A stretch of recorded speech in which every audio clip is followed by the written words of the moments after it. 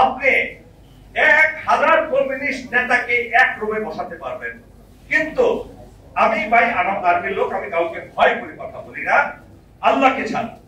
আজকে 10 জন শীর্ষ পর্যায়ের আলেমকে আপনারা একসাথে করতে পারবেন না। এই জন্যই আমরা অবহিত। বিশ্বাস করেন, কুরআন এক, আল্লাহর রাসূল এক, 5 ইসলামী ভিত্তি এক, কিন্তু কে সিনিয়র কে জুনিয়র, কে কোথায় লাইনে বসবে, কে বামে বসবে, এটা নিয়ে তাদের কারাকারি মারামারি, কে কত বড় পীর, কে কত বড় ডিগ্রিধারী, কে কয়টা বই লিখেছে, অমুক এই কথা বলেছে, আপনারা মারামারি করছেন, আপনারা ঝগড়া করছেন, ফাসাদ করছেন, আর কাফেরেরা, নাস্তিকরা, ইসলাম বিদ্বেষীরা সেটা আনন্দ করছে তা দেখে। যতক্ষণ না পর্যন্ত আপনারা ওয়াতাসিমু বিহাবলিল্লাহি জামিআ ওয়ালা তাফাররাকু, এই আয়াতের উপর আপনারা স্থির হতে না পারবেন, কোন দিন আপনারা ক্ষমতার মুখ দেখতে পারবেন না, সফলতার মুখ দেখতে পারবেন না। আমি শেষ কথা বলে যাচ্ছি, আমাদেরকে জান্নাতে আল্লাহ কোন রোগী থাকবে জান্নাতে? জান্নাতে বন্যা হবে? জান্নাতে যুদ্ধ হবে? জান্নাতে অনেক কিছুই হবে না।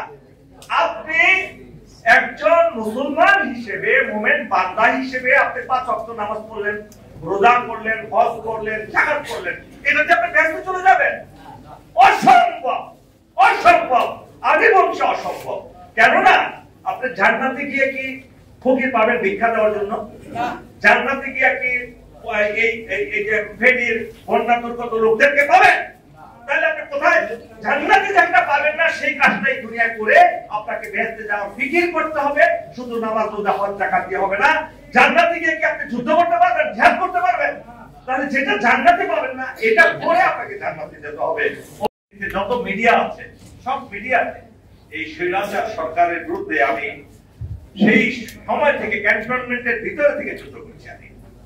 এবং শুধু তাই নয়, সেনাবাহিনী থেকে প্রথম বিদ্রোহ করেছি আমি 2 তারিখে। আমার পরবর্তীতে আমার সিনিয়ররা করেছেন। যাই হোক, আমি ওই প্রসঙ্গে যাবো না। আমি যা করি আমার প্রভুর সন্তুষ্টির জন্য করি। আমি কোনো মানুষকে খুশি করার জন্য নয়, প্রাপ্তির জন্য নয়, কোনো কিছু পাওয়ার জন্য।